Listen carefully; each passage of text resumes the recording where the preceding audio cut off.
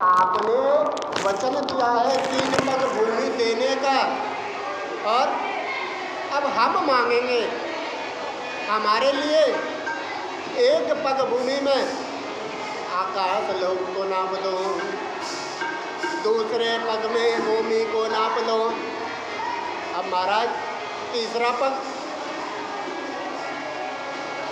राजा बलि आश्चर्यचकित पड़ जाते हैं, कहते हैं कि ये क्या हुआ, मैंने तो बहुत बड़ी गलती कर दी। और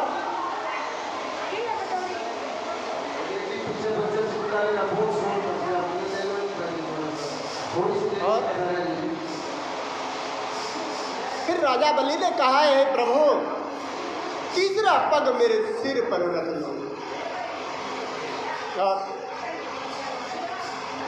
राजा बलि भगवान के समर्पित हो जाते हैं, कहते हैं प्रभु आपकी लीला से तो मोहित ब्रह्मा भी नहीं पहचाने थे, तब मैं आज्ञा नहीं, एक राजा बलि हुए तो मैंने कभी अपने द्वार से कभी किसी को निराश नहीं किया।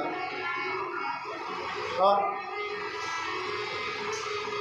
अनेकों लीला की है भगवान वामन ने, तत्पश्चात राजा बलि को मोक्ष दिया है।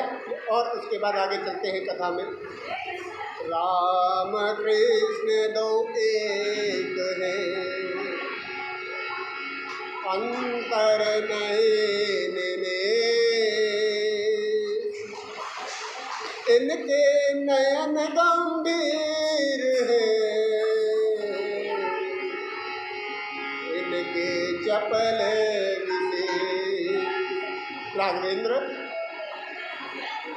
नेत्रों में गंभीरता है, कृष्ण के नेत्रों में चपलता है, यही तो दोनों में अंतर है।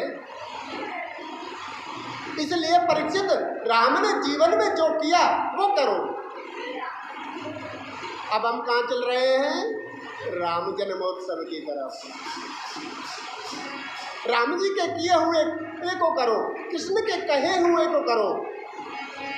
राघवेंद्र का चरित्र एक एक पहलू विचित्र है। और राजा ने कहा मुझे आप राम कथा सुनाएं। सुखदेव जी बोले राजन तुमने राम कथा विस्तार से ऋषियों से सुनी है, फिर भी संक्षिप्त में राम कथा मैं तुम्हें अवश्य सुनाऊंगा। भगवान श्री राघवेंद्र ने जिस पवित्र वंश में अवतार लिया है उसे हम लोग क्या कहते हैं? सूर्यवंश। किस वंश में जन्म लिया भगवान राम ने? सूर्यवंश में। नारायण के पुत्र ब्रह्मा हुए, ब्रह्मा के पुत्र मरीचि, और मरीचि के कश्यप, और कश्यप के पुत्र सूर्य हैं। सूर्य का नाम एक है, विश्व स्वान, बल्कि सूर्य का वास्तविक रूप जो नाम है वह विश्वासान है। सूर्यवंश उनसे ही प्रारंभ हुआ है। विश्वासान के द्वारा जो पुत्र उत्पन्न हुआ उसे हम वैवस्वत मनु कहते हैं।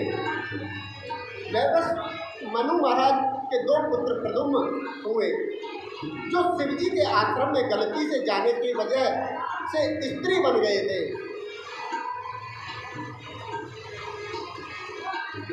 अंत में उन्होंने देह त्याग कर दिया। वैवस्वत मनु के मन में बड़ी चिंता हुई। उनके 10 पुत्र थे, उनमें उनके एक पुत्र का नाम सरयाती हुआ। वैवस्वत मनु के सरयाती नाम के जो पुत्र है उनके यहाँ एक परम सुंदरी कन्या ने जन्म लिया, उसका नाम सुकन्या हुआ है। राजा एक बार सेना को लेकर के वन में गए। वहाँ च्यवन नाम के ऋषि तपस्या कर रहे थे। उनके सारे शरीर पर दीमक लगी थी, केवल आंखों के सामने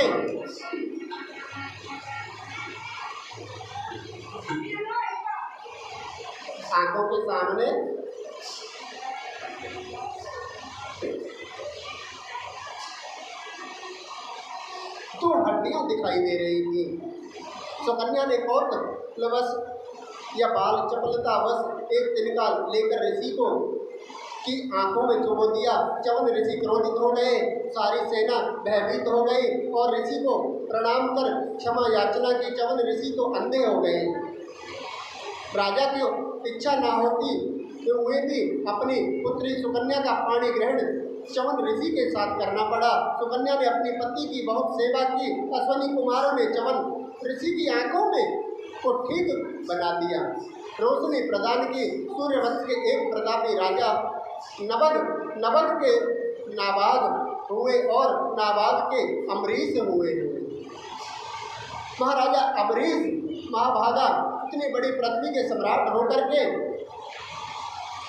अमरीश महाराज एकादशी के व्रत करके दूसरे दिन संत को भोजन कराते हैं और प्रातःकाल दुर्वासा ऋषि पधारे हैं। अमरीश तो गदगद हो गए और अनेकों लीला की है। और फिर दुर्वासा जी दौड़कर भगवान के चरणों में गिर पड़े, मेरी रक्षा करो। सुदर्शन चक्र मुझे भस्म कर डालेगा, लेकिन मेरे प्रभु को अमरीश की याद आ गई। बोले भक्त पराधीन हस्त स्वतंत्र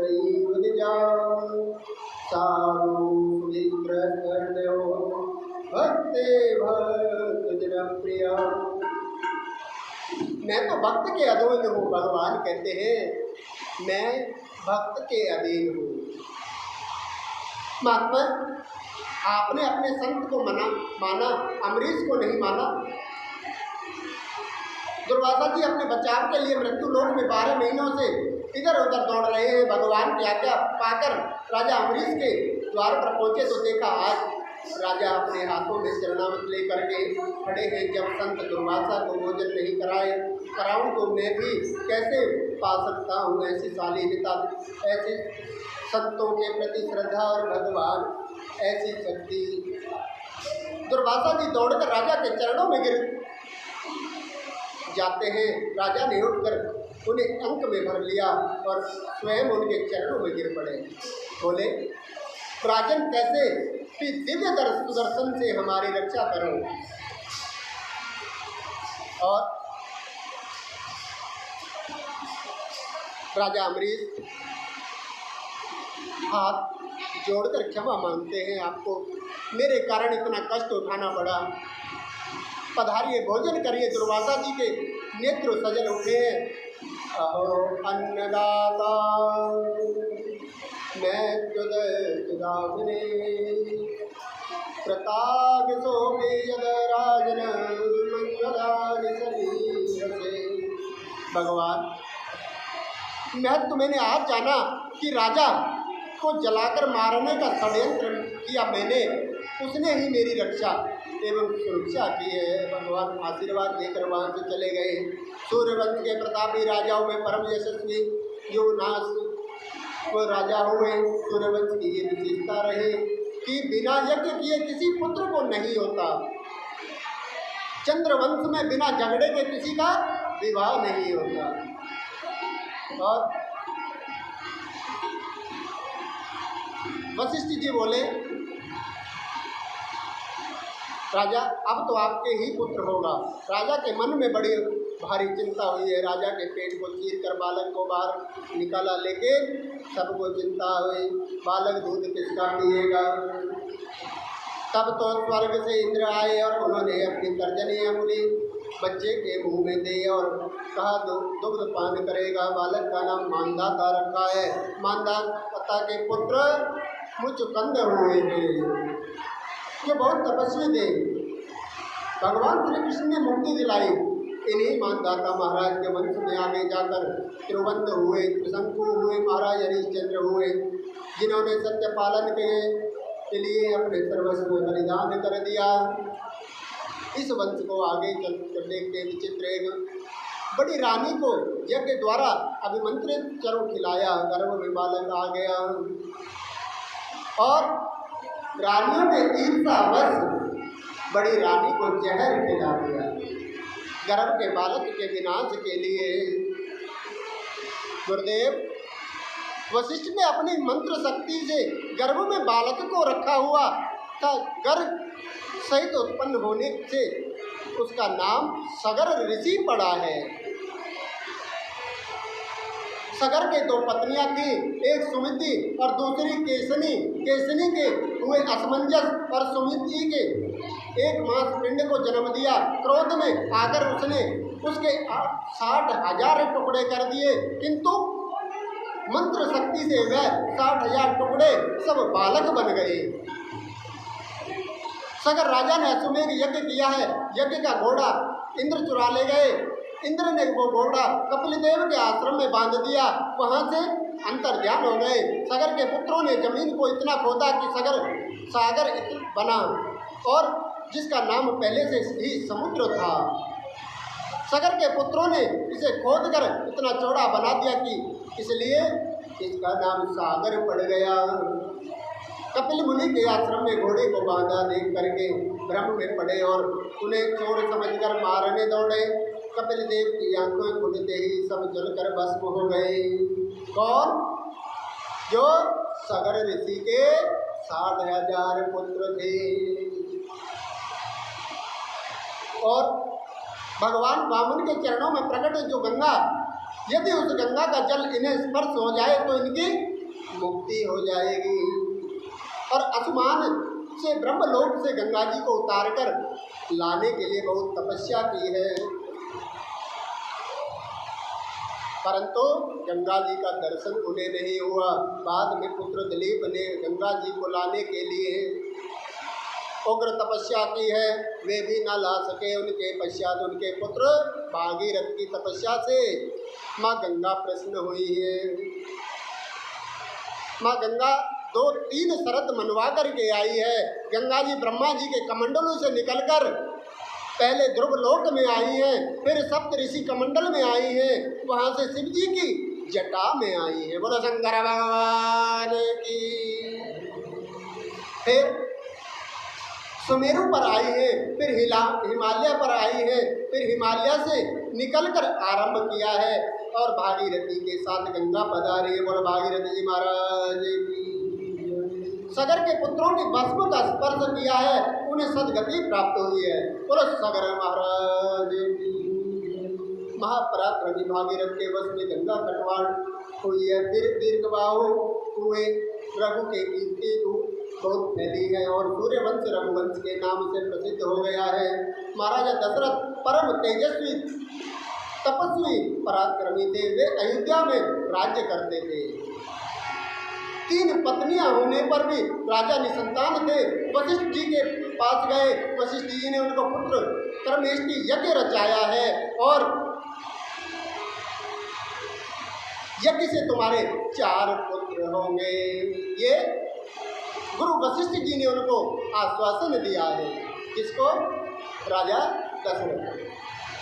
राजा दशरथ ने पुत्र कर्मेष्टि के लिए यज्ञ कुंड से खीर चुरू लेकर के स्वयं अग्निदेव प्रकट हो गए और राजा से कहा, इसे अपनी रानियों को खिला देना और आपके यहाँ दिव्य संतान होगी।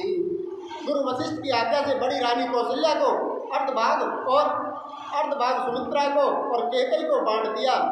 तीनों रानियां गर्भवती हो गई और पूरी अयोध्या दुल्हन की तरह सजी है। सब लोगों के मन में आनंद उल्लास हुआ है। 9वीं तिथि मधुमास पुनीता, शुक्ल पक्ष अभिजित हर प्रीता।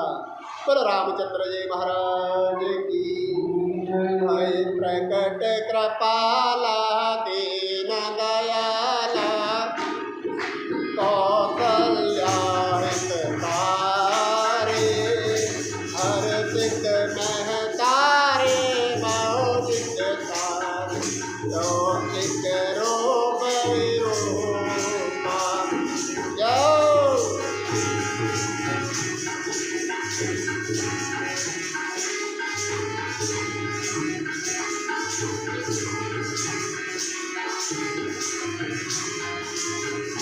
भगवान राम दशरथ के घर पुत्र बनकर के आए हैं। बहुत अयोध्या नगरी में बहुत खुशी हुई है। देखो राम और लक्ष्मण बैठे हैं। घन श्यामा हनुमान अद्भुत रूप विचारे,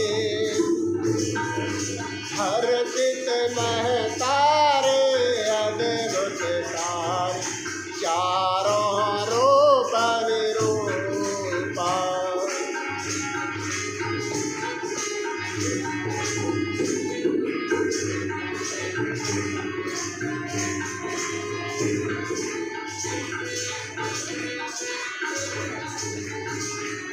और कैसे सभी देवता लोग स्तुति करने लगे हैं। कैसे? श्री